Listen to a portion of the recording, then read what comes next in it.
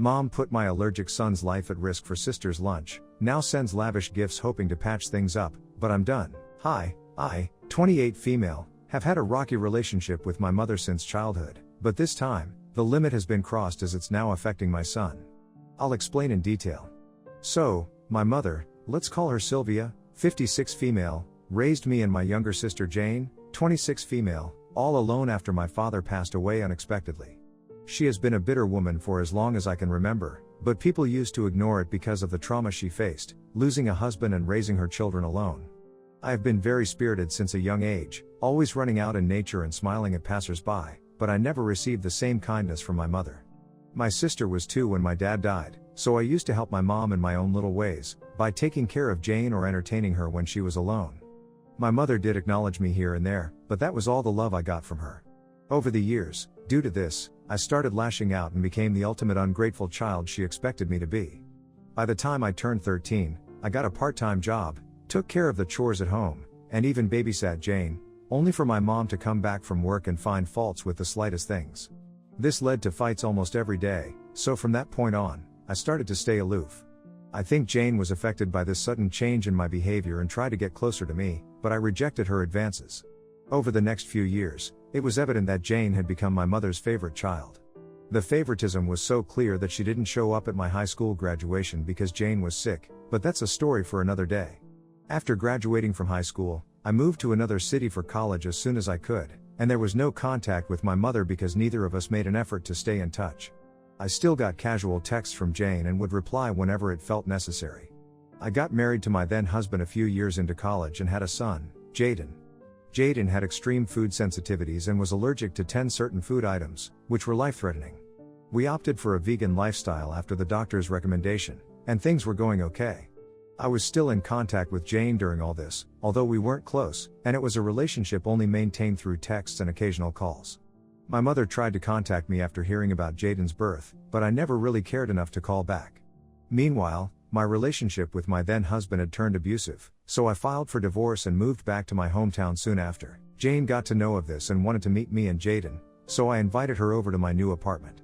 Jane showed up with my mom. When my mom saw me, she acted like everything was alright between us. I found it extremely weird and wanted to talk about it, but seeing how happy Jaden was to have new company, I let it go for the moment. Later, when Jaden was asleep, we got to talking, and I confronted my mother about the no contact.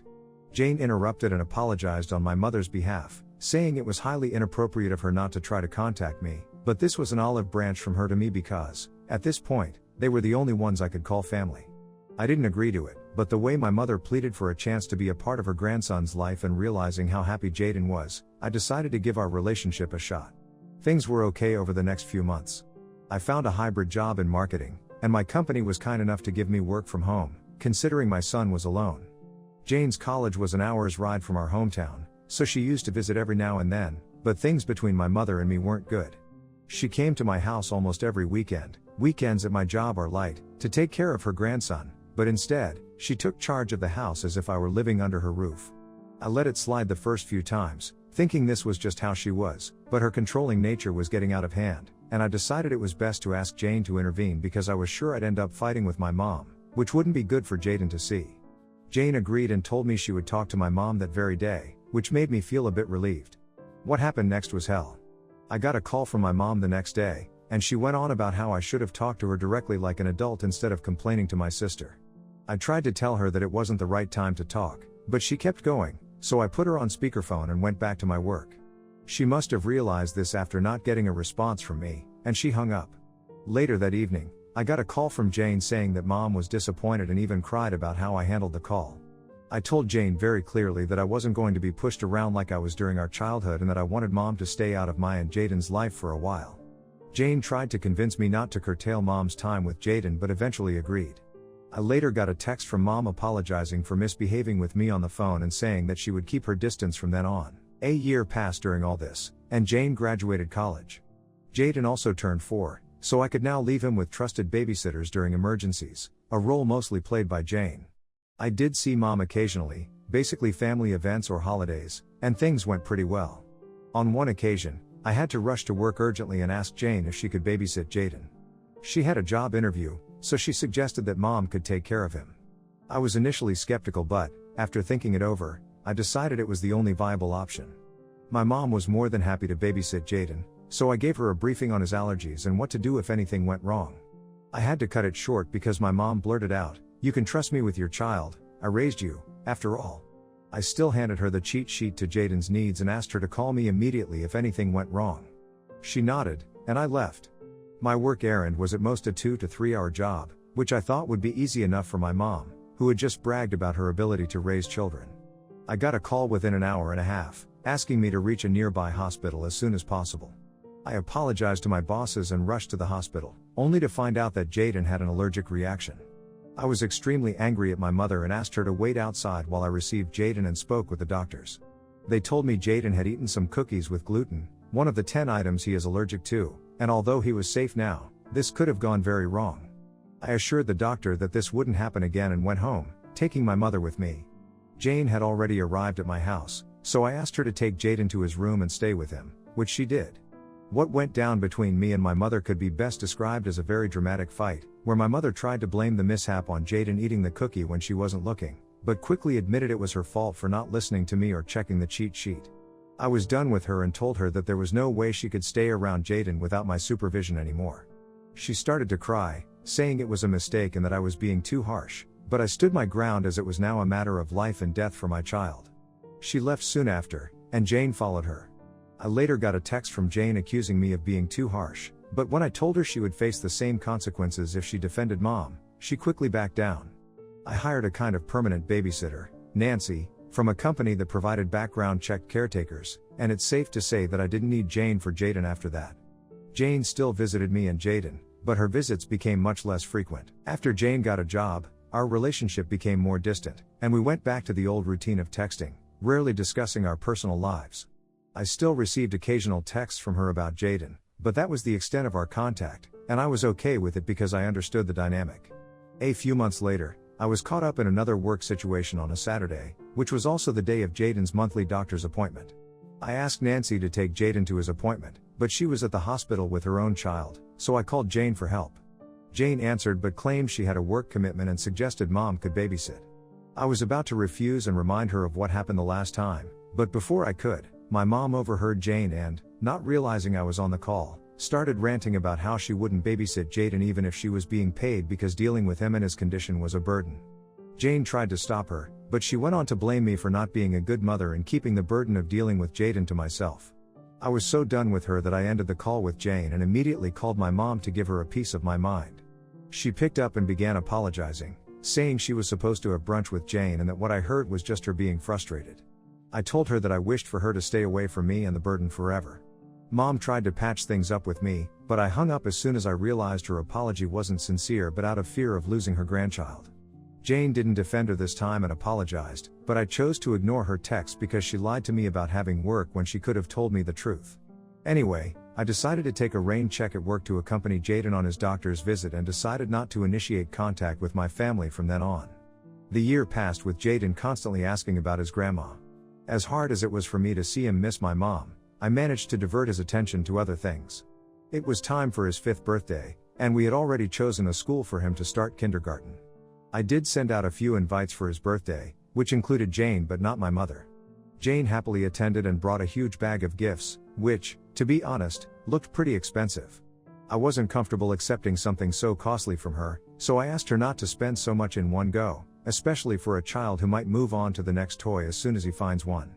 Jane told me the gift-wrapped box inside the bag was hers and the rest were from mom. I didn't know how to react, so I asked her to take them back. She refused, saying she didn't want to get between me and mom's feud and suggested that I at least consider mom's gesture for her grandson, which was the least she could do after not being able to meet him. I understood where she was coming from and started to feel guilty about keeping Jaden away from his grandma when they enjoyed each other's company so much over what maybe only I considered serious, after Jane's reaction to it. I decided to call my mother after the party to talk things out with her. After everyone had left, Jaden and I decided to open the gifts, and he, of course, picked the big bag from his grandma. I looked inside and took out the first gift, a plushie for his school bag. When I reached in to take out more things, I realized the rest of the bag contained multiple boxes of cookies from an expensive bakery, made from ingredients Jaden is allergic to. I was upset that my mother was so focused on making a grand gesture that she didn't even check if what she was sending was appropriate. I decided not to show it to Jaden, saying the plushie was all that was in the bag, but he threw a tantrum and eventually took out the cookies, asking me to open a box and give him one. Things escalated, and after not reaching a resolution, I decided to call my mom and ask her to tell Jaden that the gift wasn't for him. My mom was ready for a fight on the call, expecting me to apologize and thank her for her excellent gift. When I told her that her gift was dangerous for Jaden's health and asked her to convince him not to eat it since it was her gift, she flipped.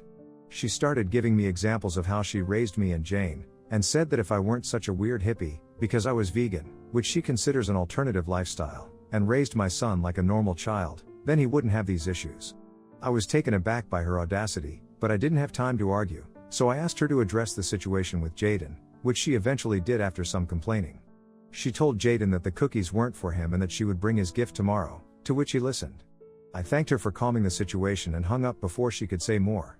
After this, I fell into a rut, overthinking what my mom had said, blaming me for Jaden's health when she was clearly in the wrong. It triggered a lot of childhood trauma, and I called Jane, hoping she would understand and help me sort things out, but instead, she told me to let it go because that's just how mom is. From that moment on, I decided not to discuss my problems with Jane and to keep our contact limited. I wasn't okay with what had happened and wanted to teach mom a lesson. The next day, when she showed up at my door with another gift for Jaden, I asked her to leave, saying that since she wasn't happy with me and my lifestyle, so much so that she was willing to put her grandson's life in danger, she didn't deserve to be in our lives. She started talking about how she raised me through hardships only for me to steal her grandson from her, but I held my ground and said I didn't want her around anymore. Then, in an attempt to guilt trip me, she asked about the gifts she sent and how expensive they were. I quickly went inside, brought the bag of presents to return to her, and wrote a check right there for the gift Jaden had already opened. She told me there was no need to be petty, but I was determined to cut all contact with her, no strings attached, so she left disappointed. I knew it would be hard to break the news to Jaden, so I told him that Grandma would be gone for some time due to her personal plans, which he accepted. I also got a call from Jane, who was hysterical over mom throwing a tantrum after returning from my house and getting sick because of it. She wanted me to apologize and mend things with mom, but I told her, that's how mom is, and that she'd be fine soon enough. Jane called me unempathetic and hung up, which I'm fine with, although I do think my relationship with Jane has been affected due to all the drama, and Jaden might never see his grandma again. So, could I be the a-hole for this? Update 1. Thank you to everyone in the comments for understanding my situation, and I now realize that I wasn't in the wrong at all. I still regret how things went with Jane, but she is to blame for not seeing the wrong in my mother's actions and instead justifying it, and I won't initiate contact with her until she comes around and apologizes. A lot of you asked about how my relationship with Jane was okay despite her being treated as the golden child. The thing is, I was mature enough to understand that it wasn't her fault, but my mother's for favoring one child over the other. Jane has always been the easygoing child and maintained her neutral stance, balancing both me and mom. She hasn't been problematic or rude but rather non-confrontational, which is why she asked me to let it go. But I guess it's high time she understands that relationships can't be maintained by being a doormat, which she is facing in the form of mom's unwarranted tantrums. Now for the actual update. I am writing this after about a week. I hadn't heard from Jane regarding my mother, so I assumed things were fine. Knowing my mother, I suspected something bad might happen, so I decided to take a short vacation with Jaden until a few weeks passed after the incident, before his school began. Before we could leave, I got a call from my paternal aunt. I haven't mentioned my relatives so far because they weren't relevant to the story or my life. Most of them have been advocates for my mom's behavior toward me during childhood, and the rest turned a blind eye, so I never made serious efforts to maintain a relationship with them, other than the occasional pleasantries. This call from my aunt was unexpected, and I thought something serious must have happened. When I picked up, she gave me an earful about how my mother was admitted to the hospital, and I couldn't even visit her. I asked her how she knew, and she told me mom had called her and a few siblings, bad-mouthing me for abandoning her. I didn't want to explain, so I told her it was complicated and to stay out of it. She began calling me names in anger, but I hung up and blocked her. I'm expecting a few more calls about this, but I hope blocking my aunt sends a message to the rest. Jaden and I will be leaving for our vacation tomorrow, and I hope things calm down after this. Update 2. I am writing this update after almost 2 weeks. Jaden and I had a great time on our vacation, with me staying away from technology for a while, which helped a lot. When I checked my phone, I had a few missed calls from some relatives, but I chose not to call back. Once I returned home, I found some mail accusing me of being an inconsiderate daughter and a terrible mother, which made me realize mom was still trying to play the victim and spread a false narrative. There was no way I was going to talk some sense into her, and I realized that Jane was my only option. I had a few missed calls from her as well, so I decided to call her back. She didn't answer, and assuming she was at work, I left her a voice note, asking her to keep an eye on mom spreading rumors about me and to consider this a warning about the consequences she'd face if this harassment from our relatives continued. She called me back that same night, and she spoke as if nothing had happened between us, but I wasn't going to entertain that. I asked her to get straight to the point, and she told me that mom was practically begging to talk to me once. I initially refused, but after a lot of persuasion from Jane, I decided to speak with mom. Mom was overjoyed on the call and began talking as if everything was normal. I cut her off and asked her why she wanted to speak with me.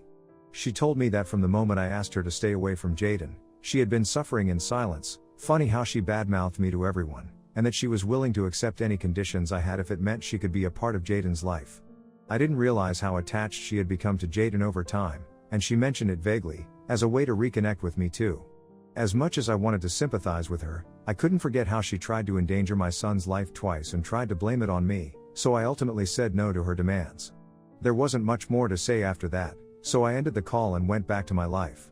The following days were quiet, with fewer unwanted calls and mom's attempts to apologize. Jane hadn't reached out since then, so things seemed to be going my way. Last weekend, I got an invite to the wedding of a close childhood friend, who used to be my neighbor. I usually don't attend such events because I'm busy with work and Jaden, but this time I went at my friend's insistence. I hadn't considered that Jane might also be invited, so it surprised me to see her at the reception with her +1, my mother. Jaden was thrilled to see his grandma, but mom controlled her excitement in my presence. My mommy radar was on high alert, and I kept Jaden close. I greeted mom and Jane like a normal person, and as I was about to head to my assigned table, my mom asked if we could talk. I told her I didn't want to cause a scene and thought it best not to converse, but I had to agree because Jaden started throwing a fit to be with grandma.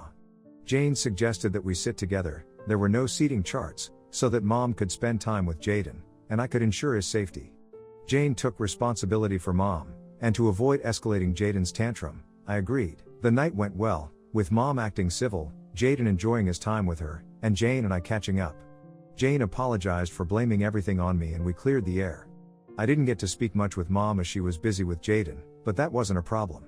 As the night ended and we headed to the parking lot, mom stopped me and asked if the evening went poorly. I told her it was fine, and she then asked if she could, based on these few hours, be part of our lives again. I told her that I allowed her to be around Jaden tonight because it was the only practical option. I also reminded her that she had endangered his life before and had never taken responsibility, so there was no way I'd let her near him again, even if it made me the villain in my son's eyes. She began crying on the spot, and Jane tried to calm her down and guide her back to the car. I realized it was best to leave quickly, so I rushed to my car with Jaden, who was also upset by seeing his grandma like this. My mom tried to coax Jaden into going with her, but he was too scared and clung to me. Her crying turned into wailing, and I left as people began to gather around her to see what was wrong.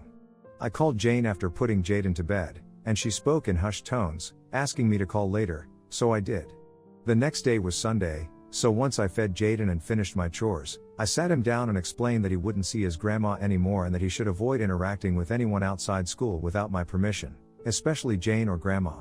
I think he understood because of the previous night's incident and agreed. I got a call from Jane soon after, and she said she couldn't talk last night because mom became hysterical at the mention of my name. I told her it was fine and asked if everything was okay. She mentioned that things were fine for now, but she feared that mom's behavior might indicate a bigger issue. I agreed and shared my concerns about mom potentially bothering us again. She understood my perspective and suggested a restraining order if mom didn't improve. I've also considered moving in case mom recovers and tries something like this again. Update 3. I am writing this final update after a month, as fortunately, this issue has now been resolved. In the last update, Jane mentioned her concern about mom's behavior, so she wisely got mom checked out. Mom was diagnosed with severe BPD, and the psychiatrist recommended admitting her to a private mental health institution for a while due to her age and for better care. Jane agreed and discussed it with mom, who surprisingly understood and accepted the doctor's advice. The institution is in another state, so mom and Jane will be leaving next week to admit her. I knew Jane didn't have the money for this, so I offered to help financially, but she said mom was covering the costs, so I backed off. Jane also passed on a message from mom to Jaden, saying she would get well soon and see him when his mother allowed it. I decided to keep this message to myself. Jaden and I won't be moving for now because mom won't be around anymore, and even though things have been rough between us, I still hope she gets better.